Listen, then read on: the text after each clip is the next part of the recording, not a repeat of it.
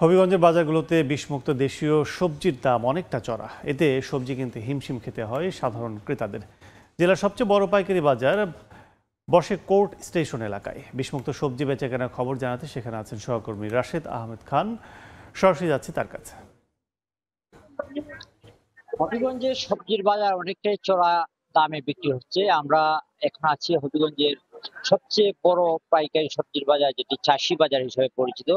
এই চাষি বাজারে আমরা সকাল থেকে দেখেছি যে বিভিন্ন উপজেলা থেকে বিভিন্ন হাওর অঞ্চলের যে সবজি চাষ হয় বিভিন্ন এলাকায়, এই এলাকার যে প্রান্তিক চাষিরা আছেন, এই চাষিরা ভোর থেকে এখানে সবজি নিয়ে এই বাজারে আসেন এবং এই বাজারে আসার পর তারা খুচরা এবং পাইকারি এই বাজারে বিক্রি করে থাকেন। আমরা কথা বলেছিলাম যে সবজির যে ব্যবসায়ীরা আছেন, তারা জানিয়েছেন যে আসলে চাষি বাজারে সবজি, টাটকা সবজি পাওয়া যায় এবং বিষমুক্ত সবজি পাওয়া যায়, যে কারণে হবিগঞ্জের যে বিভিন্ন এলাকার যে খুচরা যারা ক্রেতা আছেন, এছাড়া যারা বিভিন্ন বাজারে যারা পাইকাররা বিক্রি করেন, সবাই এই বাজার থেকে সবজি সংগ্রহ করেন এবং অন্যান্য বাজারের তুলনায় এখানে সবজির দাম অনেকটাই কম বলে তারা জানিয়েছেন।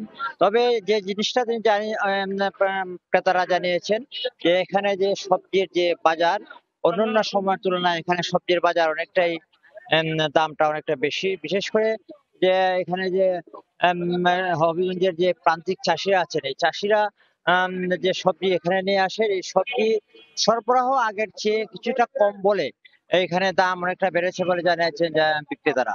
আমরা কথা বলেছিলাম যে সবজি বিক্রেতা বা যারা প্রান্তিক কৃষক আছেন, তারা অনেকে জানিয়েছেন যে হবিগঞ্জে যে গেল প্রায় 2 সপ্তাহ থেকে হবিগঞ্জের সবজির বাজার কিছুটা বেশি।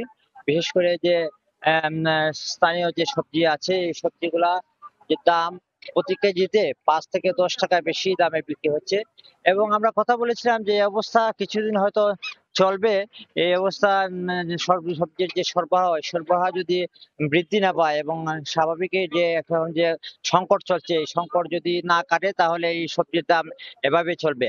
আমরা কথা বলেছিলাম যে এখানে হবিগঞ্জের যে খুচরা ক্রেতা আছেন, অনেকেই এখানে আসেন, তারা জানিয়েছেন যে বাজারে যে মাছ সহ যে বিভিন্ন দ্রব্যদের যে দাম প্রচুর আকারে বেড়েছে। এর মধ্যে তারা একটাই সাধারণ মানুষ সেখানে সবজির যে সবজি কিনে তারা চাহিদা মেটাতেন, কিন্তু বর্তমানে সবজির দামও বৃদ্ধি পাওয়ায় এখন সাধারণ মানুষের জন্য অনেকটা আম, কষ্টকর হয়ে দাঁড়িয়েছে।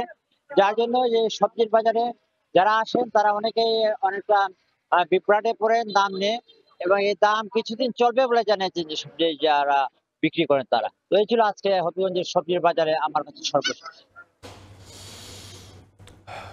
সবজি বাজারের খবর জানতে এতক্ষণ সরাসরি ছিলাম হবিগঞ্জে।